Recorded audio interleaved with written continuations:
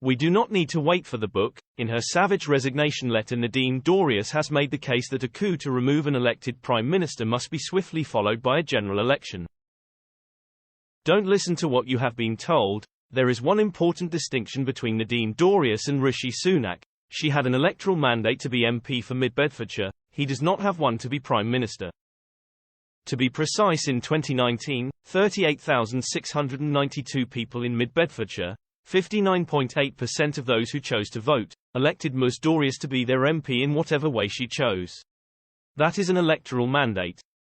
There is no small print on how many surgeries an MP must hold or whether they turn up to vote or speak, and many MPs of all parties have taken the path she took in terms of focusing on activities outside Parliament. However, the scathing letter written by Ms Dorries to the Prime Minister on her way to the exit door brutally highlighted the contrast in their positions. You hold the office of Prime Minister unelected, without a single vote, not even from your own MPs. You have no mandate from the people and the government is adrift. The cold facts are that not only has Sunak not won an election as party leader to be Prime Minister, he has not even won an election among Tory members to be party leader.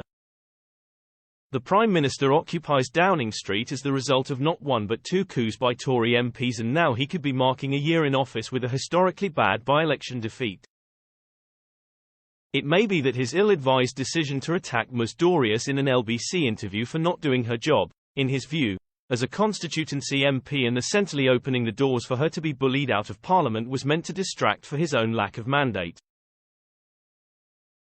But Dorries' withering letter essentially makes the case for a change in the law, which many supporters of Boris Johnson now agree with, and would put an end to coups such as the ones orchestrated last year by the current Prime Minister's allies. That is, when a Prime Minister is removed or deposed or resigns in office, his or her replacement should have to hold an election to get a mandate within a certain period.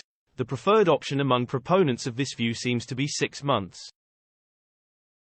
It certainly lies at the heart of the zombie parliament accusation Ms Dorries has made against Sunak. Ms Dorries could not have put it better. Having witnessed firsthand, as Boris Johnson and then Liz Truss were taken down, I decided that the British people had a right to know what was happening in their name. Why is it that we have had 5 Conservative Prime Ministers since 2010, with not one of the previous 4 having left office as the result of losing a general election? Why indeed? In fact, the last Prime Minister to be removed as a result of an election was Gordon Brown, who was only there because he had orchestrated the removal of Tony Blair. It is informative to note that Brown's first request to the electorate for a mandate of his own was met with a "no thanks"